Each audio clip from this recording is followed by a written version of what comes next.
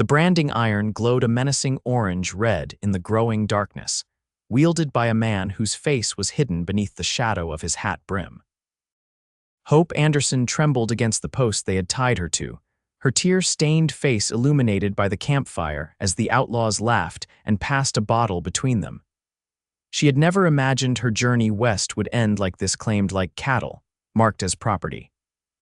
Just as the iron drew near her exposed shoulder, a figure burst from the darkness, his voice cutting through the night. "Touch her with that, and it'll be the last thing your hand ever does." Wyoming Territory, 1878. The promise of a new life had drawn Hope to these wild lands after the death of her parents in Philadelphia.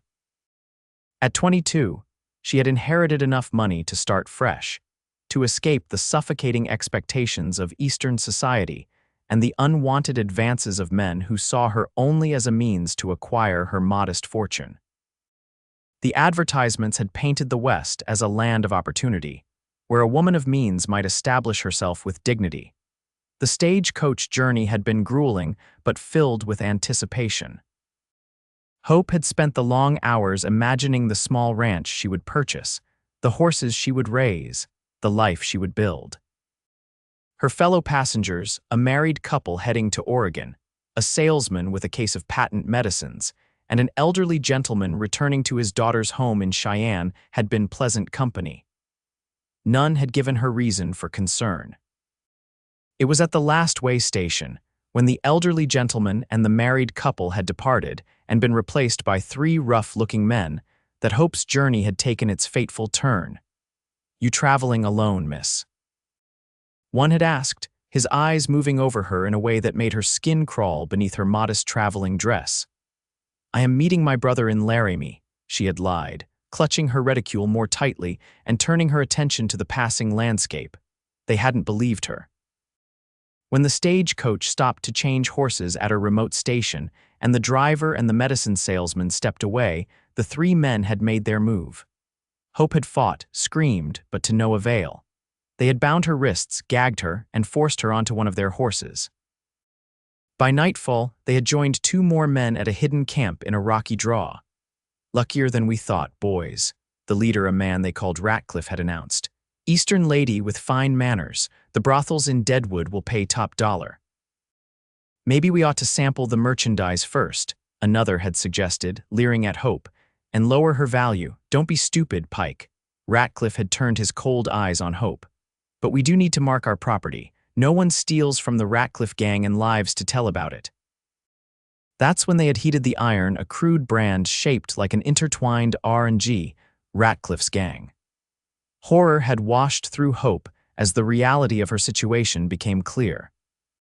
These men intended to mark her like livestock, to claim her body as their property before selling her into a life of degradation and suffering.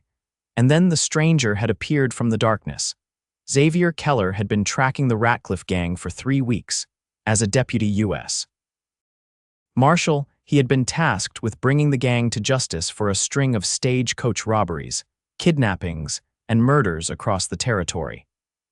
The gang's newest practice, kidnapping women for sale to brothels, had added urgency to his mission. Xavier was not a man who acted rashly. At 28 years old, he had earned a reputation for methodical pursuit and an unwavering sense of justice. But when he saw the terrified woman tied to the post and the glowing brand approaching her skin, something primal overrode his careful planning. "Touch her with that, and it'll be the last thing your hand ever does," Xavier repeated, his voice steady despite the fury building inside him. He stepped fully into the firelight, his badge gleaming on his chest, his right hand resting on the Colt revolver at his hip. 5 faces turned toward him, expressions shifting from surprise to calculation. Ratcliffe, a tall man with a scar bisecting his left eyebrow, straightened slowly, still holding the branding iron. "Marshal," he said, almost cordially, "seems to me you're outnumbered." "Seems to me you're surrounded," Xavier replied evenly. It was a bluff, but one delivered with such confidence that uncertainty flickered across the outlaws' faces. "I've got men positioned in the rocks. You've reached the end of your trail, Ratcliffe." The outlaw leader's eyes narrowed as he assessed the situation. Hope watched the exchange with her heart pounding so loudly she was certain everyone could hear it. "Pike, check the perimeter," Ratcliffe ordered one of his men. "I wouldn't," Xavier cautioned. "Any man who steps away from the fire gets a bullet." For a moment, no one moved. Then Pike, a squat man with a patchy beard, made a sudden grab for his gun. Xavier's draw was lightning fast. The shot cracked through the night and Pike fell, clutching his shattered wrist, his unfired revolver in the dirt. "Next one goes between the eyes," Xavier said calmly. "Now all of you drop your weapons, slowly." One by one, the outlaws complied except for Ratcliffe. He stood his ground, still holding the branding iron. "You know what happens to lawmen who cross me," he growled. "Better than you know what happens to kidnappers who face a federal judge," Xavier replied. His eyes never left Ratcliffe, but he was acutely aware of Hope's terrified presence just beyond the outlaw leader. "I think I'll take my chances," Ratcliffe snarled, suddenly lunging forward with the branding iron thrust toward Xavier's face. Xavier sidestepped and fired, but in the same moment, one of the other outlaws who had concealed a derringer shot at Xavier from the side. The bullet grazed his arm, throwing off his aim. His shot missed Ratcliffe's chest and struck his shoulder instead. The outlaw leader staggered but didn't fall. Chaos erupted. Gunfire blazed from multiple directions as the outlaws scrambled for their discarded weapons. Xavier dove behind a boulder, returning fire methodically. He caught glimpses of Hope struggling against her bonds, desperately trying to free herself from the post as bullets splintered the wood around her. With a surge of determination, Xavier broke cover long enough to take down the outlaw with the derringer. A bullet whizzed past his ear as he rolled back to safety, his heart racing. 3 against 1 now, and the woman still in danger. "Give it up, Marshal," Ratcliffe shouted, his voice strained with pain. "You can't save her and yourself." Xavier's mind raced through scenarios, none of them good. Then he saw his opportunity. One of the outlaws was edging around to flank him, but had to cross an open patch illuminated by the fire. Xavier waited, timed his shot, and took the man down with a bullet to the leg. 2 left Ratcliffe and 1 other. Xavier could hear them conferring in hushed, urgent tones. They were planning something. He needed to act fast. "Last chance to surrender," Xavier called out. "The territory's gallows are hungry, but a judge might show mercy if you give up now." His only answer was a volley of gunfire that forced him deeper behind the boulder. Then he heard Hope's muffled scream. Peering around his cover, Xavier saw Ratcliffe dragging her away from the post, using her as a shield, the branding iron still in his other hand. The remaining gang member was providing covering fire. "Drop your gun or I mark her for life," Ratcliffe threatened, pressing the still glowing end of the iron near Hope's face. Even from a distance, Xavier could see the terror in her eyes, the way she tried to twist away from the searing heat. Xavier made his decision in an instant. He stepped from behind the boulder, his gun lowered.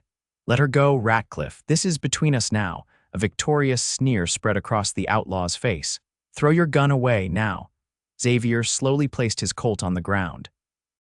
The other outlaw emerged from his hiding place, leveling his gun at Xavier's chest with a grin that revealed blackened teeth. "You lawmen," Ratcliffe spat. "Always thinking you're so righteous. I'm going to enjoy watching you die, and then I'm going to enjoy marking this pretty little thing as mine." He pressed the branding iron closer to Hope's cheek. She whimpered through her gag, tears streaming down her face. "If you're going to brand someone," Xavier said with deadly calm, "try me first." Before anyone could react, Xavier lunged forward, closing the distance between himself and Ratcliffe in 3 long strides. As the outlaw swung the branding iron toward him, Xavier grabbed Ratcliffe's wrist with his left hand and thrust his right palm directly onto the glowing end of the iron. The sizzle of burning flesh and Xavier's agonized cry split the night air. The smell of scorched skin filled Hope's nostrils as she watched in horror and awe. Despite the excruciating pain, Xavier maintained his grip on Ratcliffe's wrist, forcing the iron away from both himself and Hope. The distraction gave Hope the moment she needed. With Ratcliffe's attention diverted, she drove her knee upward with all her strength. The outlaw doubled over, his grip on her loosening. She tore herself free just as Xavier wrenched the branding iron from Ratcliffe's grasp and swung it like a club, catching the outlaw leader across the temple. Ratcliffe crumpled to the ground. The remaining gang member fired wildly. The bullet caught Xavier in the side, spinning him halfway around, but not before he hurled the branding iron with deadly accuracy. It struck the outlaw between the eyes, dropping him instantly. Silence descended on the camp, broken only by the crackling fire and Xavier's labored breathing. He staggered, pressing his uninjured hand to his bleeding side. Hope rushed to him, her hands still bound but the gag now hanging loose around her neck. "You're hurt," she gasped, her voice hoarse from screaming behind the gag. "Been worse," Xavier managed through gritted teeth, though his ashen face suggested otherwise. He swayed on his feet, and Hope somehow found the strength to support his weight as he sank to his knees. "Your hand," she whispered, looking at the severe burn on his palm. "Worth it," he said, offering a pained smile before his eyes rolled back and he collapsed fully. Hope worked frantically at her bonds against a rock edge until her wrists were free, though raw and bleeding. She checked Xavier's pulse steady if weak. The bullet wound in his side was bleeding, but didn't appear to have hit anything vital. His burned hand, however, was a grotesque mess of charred flesh and angry blisters. With determination born of desperation, Hope tore strips from her petticoat to bandage his wounds. She checked on the fallen outlaw's pike was unconscious from blood loss, but alive. The two Xavier had shot in the leg and shoulder were similarly incapacitated. The outlaw struck by the branding iron was dead, his eyes staring sightlessly at the star-filled sky. Ratcliffe was breathing but unmoving, a large contusion forming where the iron had struck him. Hope gathered the outlaw's weapons, securing them in a saddlebag which she hid. Using rope from their supplies, she bound the unconscious men to trees, positioning them far enough from each other to prevent cooperation. Then she returned to Xavier's side and gently cleaned his wounds with water from a canteen. "Marshal," she whispered, dabbing his forehead with a damp cloth. "Can you hear me?" Xavier's eyelids fluttered, then opened. He winced as awareness of pain returned. "The gang?" he asked immediately, secured. Hope assured him. "One dead, the others tied up." A flicker of admiration crossed his face before another wave of pain contorted his features. "My horse," he gasped. "Whistle pattern, 3 short, 1 long." Hope nodded and moved to the edge of the clearing. She whistled as instructed, waiting anxiously in the darkness. A minute later, she heard the soft nicker of a horse and the steady rhythm of hooves approaching. A magnificent buckskin gelding emerged from the trees, eyes intelligent and wary. "Easy, boy," Hope murmured, approaching slowly. "Your master needs help." The horse allowed her to take his reins, though he snorted nervously at the smell of blood and gunpowder permeating the camp. In the saddlebags, Hope found medical supplies, bandages, a small bottle of whiskey, a tin of salve. She returned to Xavier and set about treating his wounds more thoroughly. The bullet had passed through his side without hitting anything vital, but the blood loss was concerning. The burn on his hand was worse. A perfect imprint of the Ratcliffe gang brand was seared into his palm, the flesh angry and blistered. "This will hurt," Hope warned as she poured whiskey over both wounds. Xavier's body tensed, but he made no sound beyond a sharp intake of breath. His eyes, clear despite the pain, studied her face intently. "Why did you do it?" Hope asked quietly as she applied salve to his burned hand. "Cover the brand with your own hand." Xavier was silent for so long that Hope thought he might not answer. When he finally spoke, his voice was low and rough. "Some marks shouldn't be forced on anyone, especially not one meant to claim ownership of another person." Hope's hands stilled as she looked into his eyes, deep blue eyes that held principles as solid as the Wyoming mountains. "Thank you," she whispered, the words wholly inadequate for what he had done. "You handled yourself well," Xavier observed, nodding toward the secured outlaws. "Not many would have had the presence of mind to do all that after what you've been through." Hope finished bandaging his hand. "I grew up with 3 brothers who taught me never to show weakness. My father was a doctor, so I learned something about treating wounds." She smiled faintly. "Though I admit, this is the first time I've had to put those skills to use on bullet wounds and branding burns." Xavier attempted to sit up, grimacing. Hope supported him, helping him to lean against a nearby log. "We need to get these men to the nearest town with a jail," he said. "Rawlins is about 15 miles east. You're in no condition to travel," Hope protested. "Won't be the first time I've ridden wounded," Xavier replied, though the pallor of his face belied his confident tone. Dawn was breaking by the time they had loaded the outlaws onto their own horses. The dead man was draped over his saddle, covered with a blanket. The others were secured with their hands bound to their saddle horns, feet tied beneath their horses' bellies. Hope had searched the camp thoroughly, finding her stolen reticule with her money and papers still intact, along with evidence linking the gang to multiple crimes, including a roster of brothels willing to purchase kidnapped women. Xavier insisted on riding, though it clearly cost him considerable effort. Hope rode beside him, leading the string of horses carrying the outlaws. They traveled slowly through the rugged terrain, the morning sun illuminating vast expanses of sagebrush and distant mountains. "What brought you out here alone?" Xavier asked during a brief rest to check on the prisoners and drink from a canteen. Hope hesitated, then decided the man who had suffered to protect her deserved the truth. "My parents died last year influenza. I inherited their house and savings. Not a fortune, but enough to start fresh. Philadelphia held nothing for me anymore, just memories, and..." She trailed off, and Xavier prompted gently. "Men who saw me as nothing but a path to my inheritance," Hope finished, a hint of bitterness in her tone. "I thought the West would offer freedom, a chance to determine my own fate." She laughed humorlessly. "Instead, I nearly ended up branded and sold to a brothel." Xavier's gaze was steady. "The West offers freedom, all right, but it comes with dangers. People out here make their own rules sometimes." "People like you try to enforce the right ones," Hope observed. A ghost of a smile touched Xavier's lips. "Try being the operative word." They continued their journey, the sun climbing higher in the sky. Hope noticed Xavier listing in his saddle, his face growing paler as the day progressed. When they stopped at a creek to water the horses, he nearly fell dismounting. Hope was at his side instantly, supporting him. "We need to rest," she insisted. "You're pushing yourself too hard." "Can't risk it," Xavier muttered, glancing at the sullen outlaws. "Ratcliffe has friends in these parts. If word gets out, we're traveling with him in custody." Hope understood the unspoken danger. "At least let me check your wounds." Xavier reluctantly agreed. The bandage on his side was soaked through with blood, and when Hope carefully removed it, she saw the wound had reopened. The burned hand was even more concerning. Angry red streaks were spreading from the wound up his wrist. "Infection," Hope said grimly. "We need to get you to a doctor." Xavier nodded, his usual stoicism undermined by the glazed look in his eyes. Hope helped him back onto his horse, her worry growing. By mid-afternoon, he was clearly feverish, swaying dangerously in the saddle.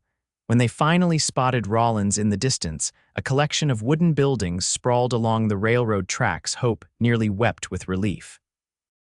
They rode directly to the sheriff's office, where their arrival caused an immediate stir. Sheriff Donovan, a grizzled man with a silver-streaked beard, emerged from his office and stared in disbelief. "Keller, that the Ratcliffe gang you got there?" "In the flesh," Xavier managed before slumping forward in his saddle. The next hours passed in a blur for Hope. Deputies swarmed around them, taking custody of the prisoners. Xavier was carried to the doctor's house across town, Hope following anxiously. The town physician doctor. Miller, a surprisingly young man with spectacles and a serious demeanor, examined Xavier's wounds with growing concern. "The bullet wound is straightforward enough," he told Hope as he worked. "But this burn..." He shook his head. "Nasty business, infections setting in fast." "I'll do what I can, but he's in for a rough night." Hope refused to leave Xavier's side, assisting the doctor as he cleaned and treated the wounds. When Sheriff Donovan came to take her statement, she gave it without leaving the room, her eyes constantly returning to Xavier's feverish face. "You're a brave woman, Miss Anderson," the sheriff said when she finished recounting their ordeal. "Not many could have endured what you did and still had the wherewithal to help bring those men in." "Marshal Keller is the brave one," Hope replied quietly. "He sacrificed himself for a stranger." The sheriff's weathered face softened slightly. "That's Keller for you, Man's got more honor than sense sometimes. He hesitated. Miss, there's a decent hotel in town if you'd like to get some rest. Mrs. Donovan would be happy to lend you some fresh clothes. Hope shook her head firmly. I'm staying here. Throughout the night, Hope bathed Xavier's forehead as fever gripped him. He drifted in and out of consciousness, sometimes calling out names she didn't recognize, sometimes lying so still that only the slight rise and fall of his chest assured her he still lived. Doctor Miller returned frequently to check the wounds and administer medicine. His body is strong, he assured Hope, and he has something to fight for. The doctor's knowing look made Hope flush slightly. In the gray hours before dawn, Xavier's fever finally broke. Hope, exhausted from her vigil, had dozed off in a chair beside his bed. She woke to find him watching her, his blue eyes clear for the first time since they'd arrived in Rawlins. You stayed, he said simply. Of course I stayed, Hope replied, moving to pour him water from a pitcher on the bedside table. How do you feel? Like I've been trampled by a herd of buffalo, Xavier admitted with a weak smile. He accepted the water gratefully, drinking slowly. Thank you. I should be thanking you, Hope countered. You saved my life, my future. Xavier's gaze dropped to his bandaged hand. Any decent man would have done the same. No, Hope said firmly. Any decent man might have tried to rescue me. Few would have put their hand on a branding iron to stop it. She hesitated, then gently placed her hand on his uninjured one. Why did you really do it? Xavier was silent for a long moment. When he finally spoke, his voice was low and filled with an emotion Hope couldn't quite identify. My sister. 3 years ago, she was taken by men like Ratcliffe. By the time I found her, he swallowed hard. She'd been branded, sold, used until she took her own life rather than endure another day of it. Hope's heart constricted. I'm so sorry, she whispered, when I saw you there, saw what they were about to do. Xavier's fingers tightened around hers. I couldn't let it happen. Not again. The rawness of his pain moved Hope deeply. Without thinking, she leaned forward and pressed her lips gently to his forehead, a gesture of comfort that surprised them both. Dr. Miller's arrival interrupted the moment. After examining Xavier, he pronounced the fever gone and the infection retreating.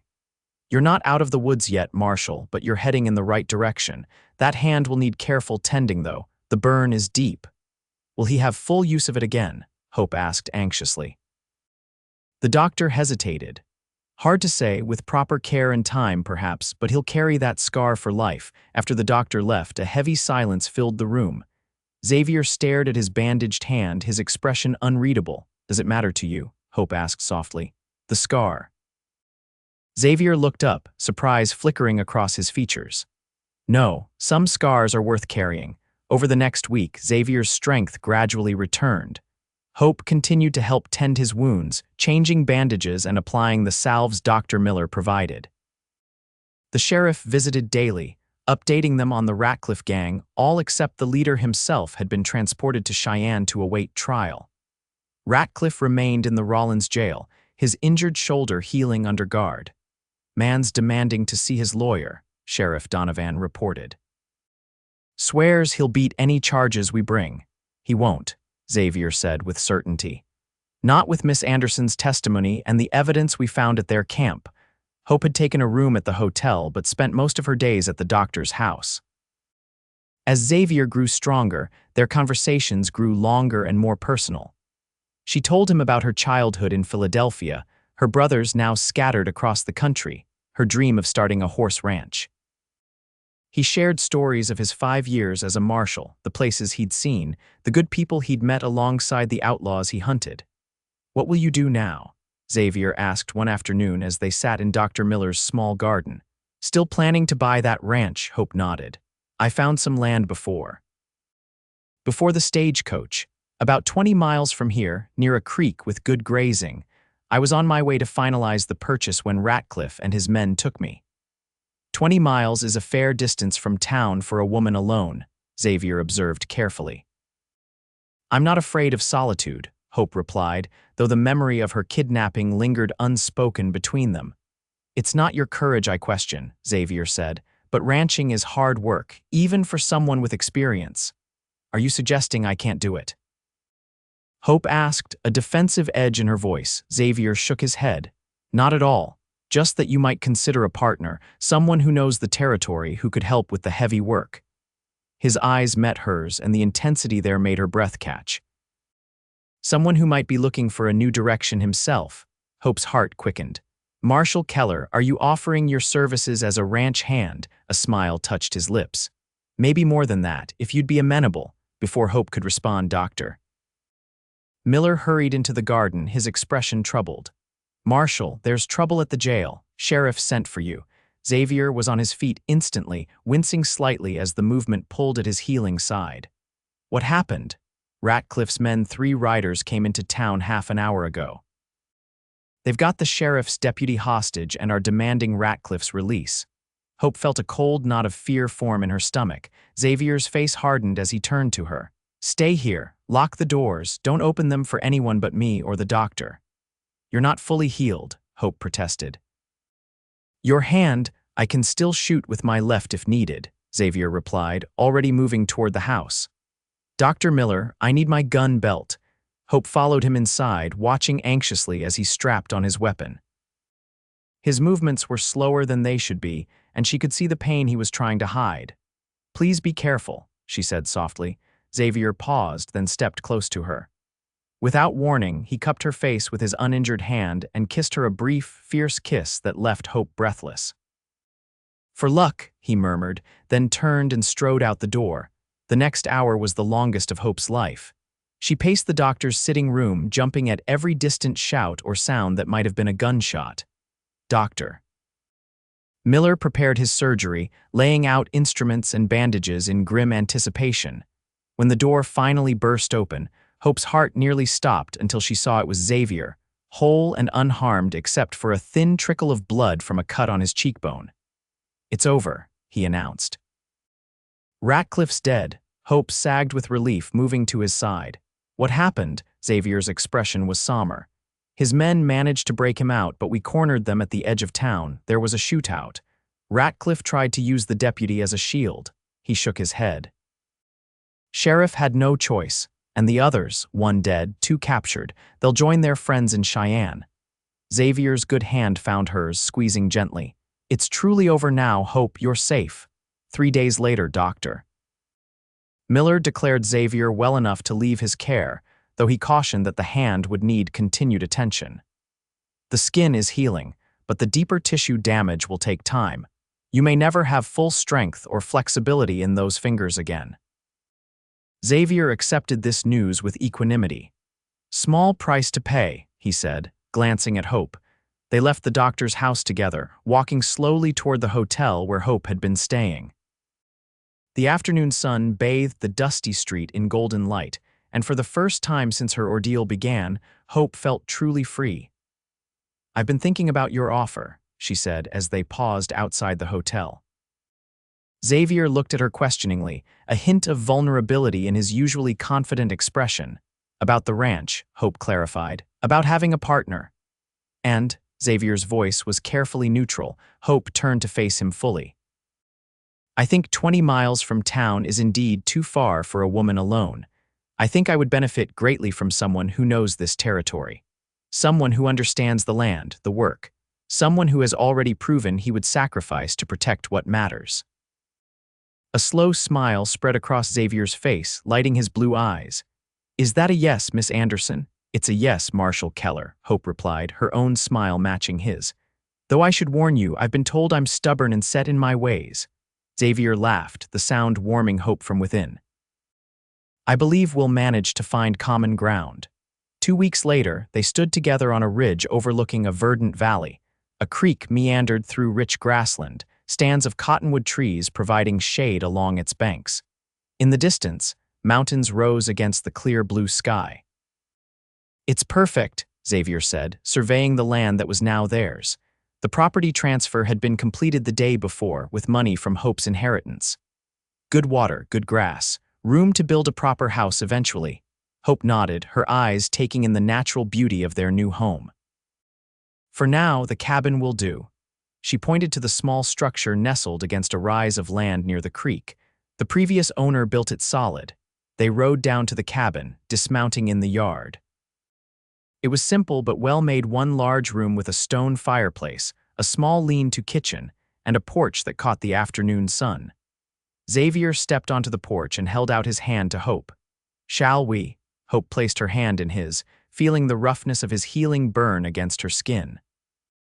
Together, that evening, after they had unpacked their meager belongings and shared a simple meal, they sat on the porch watching the sunset paint the sky in brilliant oranges and purples. Xavier's arm was around Hope's shoulders, her head resting against him. "I never expected this," Xavier said quietly. "When I set out after Ratcliffe, I thought only of justice, of stopping men who preyed on the innocent. And I never expected to find someone who would see me for who I am, not what I have," Hope replied. She turned slightly to look up at him. "Do you regret it? Your hand, I mean." Xavier brought his scarred palm up to the fading light. The brand mark was still clearly visible, an intertwined R&G forever etched into his flesh. "No, every time I look at it, I'm reminded of what I gained by bearing it." "What we both gained," Hope corrected, reaching up to touch his face. "Freedom, a future, each other." Xavier lowered his head to kiss her, a kiss that held all the promise of their new beginning. When they finally parted, he rested his forehead against hers. "I love you, Hope Anderson. Have since the moment you faced down those outlaws with more courage than most men I've known." "And I love you, Xavier Keller," Hope whispered back. Not for the grand gesture, though it was certainly that, but for the man behind it, the man who values freedom and dignity above all else. As darkness fell across the valley, they remained on the porch, planning their future, the horses they would raise, the house they would build, the life they would share. Xavier spoke of retiring his marshal's badge, of pouring his energy into their land instead of chasing outlaws. Hope described her vision for breeding the finest horses in the territory. The months that followed were filled with hard work and simple joys. They built corrals and purchased their first horses, 2 mares heavy with foal, and a spirited stallion with bloodlines that made local ranchers take notice. The cabin gained curtains at the windows and rag rugs on the floor.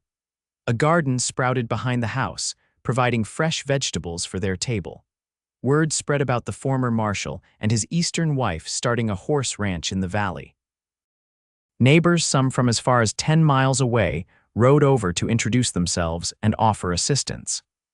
Hope discovered a community that, while scattered across vast distances, held together through mutual aid and respect. Xavier's hand healed as well as could be expected.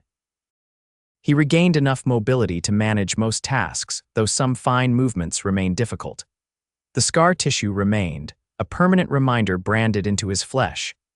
On cold mornings, the pain would return, and Hope would massage healing salve into the damaged tissue, her touch gentle and loving. In late autumn, as the aspens turned golden on the mountainsides, Xavier rode into town for supplies and returned with unexpected news.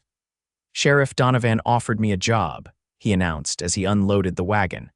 "Not as a deputy, as a trainer. Seems the county's looking to improve its mounted patrol. They need someone who knows horses and can teach men how to use them properly in law enforcement." Hope paused in hanging laundry on the line. "Would you have to wear a badge again? Carry a gun?" Xavier shook his head.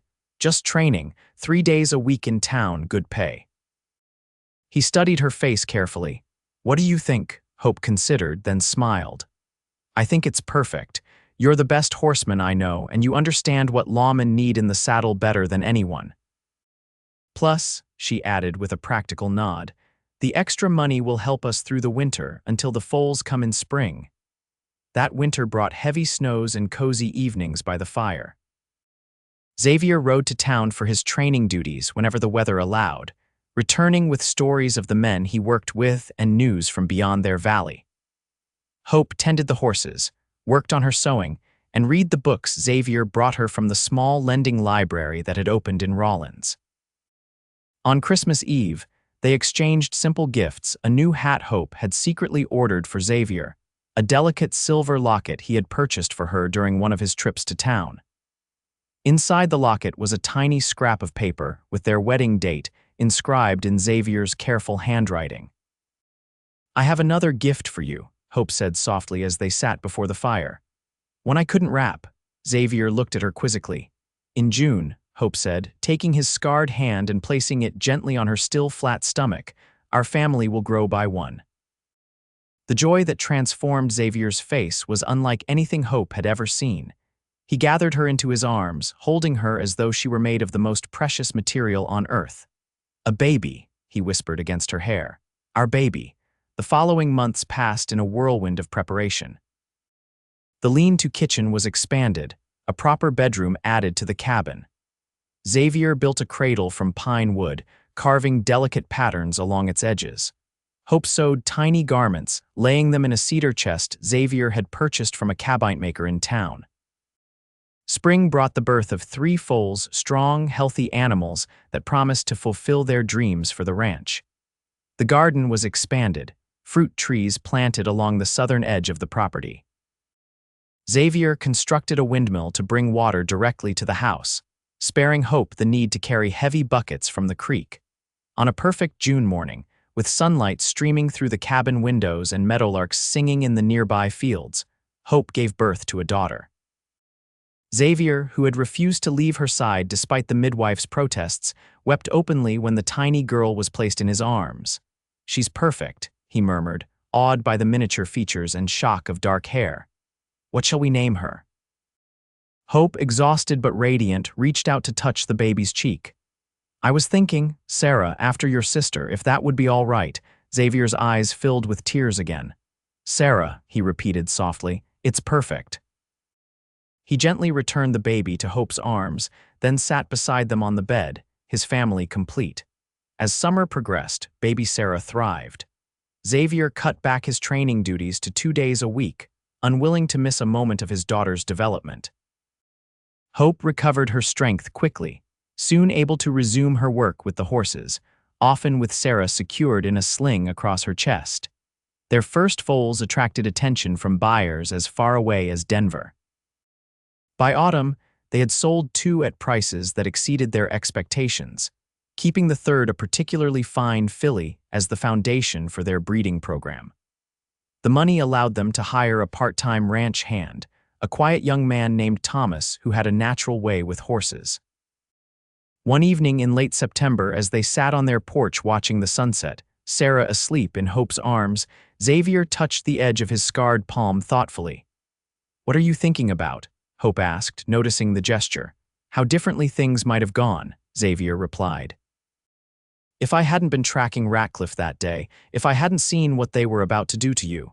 Hope leaned against him, her free hand covering his scarred one. "But you were, and you did. Everything that followed this land, our marriage, our daughter, all of it came from that terrible moment being transformed into something else, something beautiful." Xavier nodded slowly. "From a mark of ownership to a symbol of freedom." "Exactly," Hope said softly. She lifted his scarred palm to her lips, kissing the damaged skin with tender reverence. "This is not a brand of shame, Xavier. It's a badge of honor, a testament to what love can endure and overcome." As the last light faded from the sky and the first stars appeared above the valley that was now their home, Xavier Keller held his wife and daughter close. The scar on his palm would never fade completely, but its meaning had been forever changed. What had begun as an act of sacrifice had blossomed into a life richer than either of them could have imagined, a life built on courage, respect, and a love that had been forged in fire but would endure long after the pain was forgotten. In the years that followed, the Kea Ranch, as they came to call it, combining their initials, grew and prospered. 2 more children joined their family, a son named James and another daughter they called Elizabeth. Their horses became known throughout the territory for their quality and temperament.